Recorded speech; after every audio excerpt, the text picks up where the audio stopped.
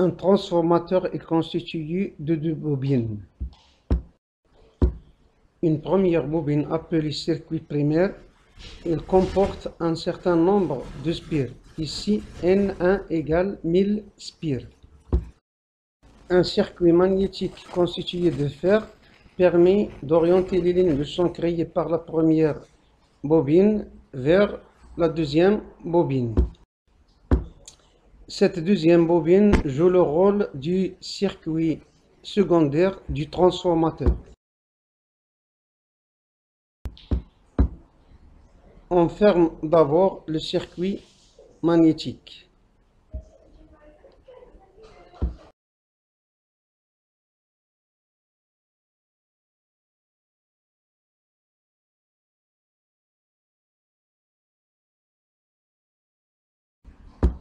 Ce schéma illustre un transformateur. À l'entrée du transformateur circuit primaire, dont le nombre de spires est N1 égale 1000 spires, nous allons appliquer une tension sinusoïdale de valeur efficace de 120 volts. Le voltmètre à affichage numérique permet de visualiser la valeur de cette tension. On le branche donc aux bornes de la bobine 1. Un deuxième voltmètre permet de visualiser la tension aux bornes de la deuxième bobine ou circuit secondaire. On le branche alors aux bornes de cette deuxième bobine. À l'aide du bouton de sélection, on choisit tension alternative. Le schéma montre que le circuit primaire est fermé. Le voltmètre V1 indique la tension aux bornes de la bobine du circuit primaire. Par contre, le circuit secondaire est ouvert, puisque la deuxième bobine est branchée seulement au voltmètre dont la résistance est infiniment grande. C'est le voltmètre V2. Le rapport du transformateur s'écrit N2 sur N1.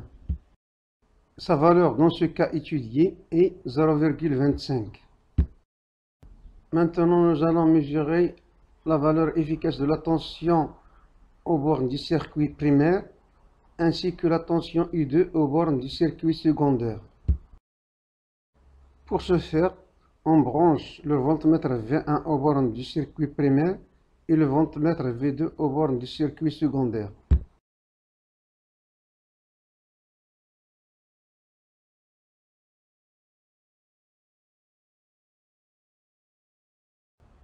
Puis on branche le circuit primaire à une prise de tension alternative sinusoïdale. C'est la tension du secteur, dont la valeur efficace est proche de 220 volts.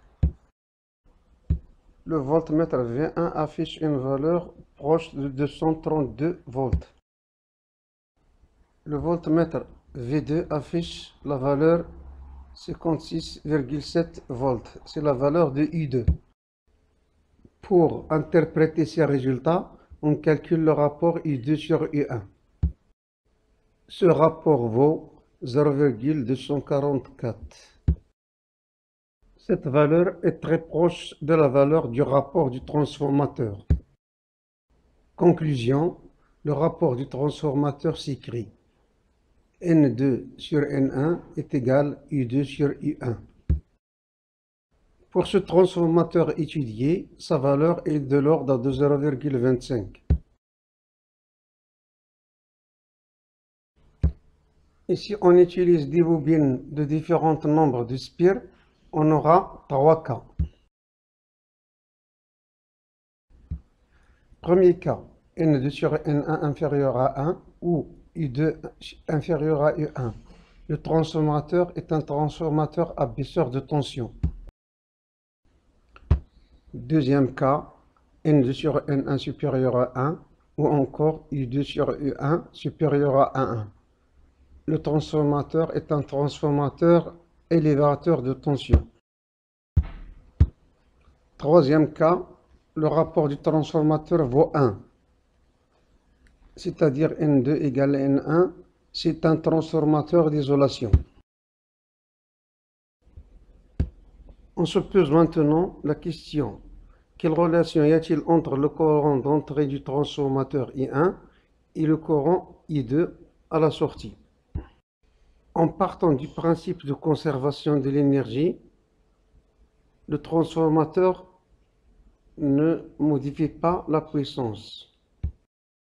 La valeur de la puissance P1 à l'entrée du transformateur est égale à la valeur de P2 puissance à la sortie du transformateur. On écrit alors P1 égale P2. Ou encore le produit U1I1 égale au produit U2I2. C'est-à-dire U2 sur U1 est égal I1 sur I2. Ceci montre que si le transformateur est un abaisseur de tension, c'est aussi un élévateur de courant, et inversement. Pour avoir donc un courant I2 d'intensité très grande à la sortie du transformateur, il faut que la bobine du circuit secondaire ait un nombre de spires très faible. L'une des applications les plus importantes de ce transformateur est le poste de soudure. Et pour comprendre ceci, nous allons remplacer la bobine 2 sortie du transformateur par une bobine dont le nombre de spires est assez faible. On doit fermer le circuit magnétique. Pour le moment, le circuit secondaire est ouvert. Cela veut dire que le courant I2 est nul même si le circuit primaire est fermé. Et par conséquent, d'après le principe de conservation de l'énergie, le courant I1 est nul même si le circuit primaire est fermé. Pour qu'il y ait passage du courant dans le circuit secondaire, nous allons court-circuiter la bobine 2. Ces étincelles que l'on observe montrent que le courant I2 est très intense. C'est pourquoi dans les transformateurs abaisseurs de tension, donc élévateurs de courant, le bobinage du circuit secondaire doit être effectué avec un fil de grand diamètre. C'est la fin pour cette vidéo et à la prochaine.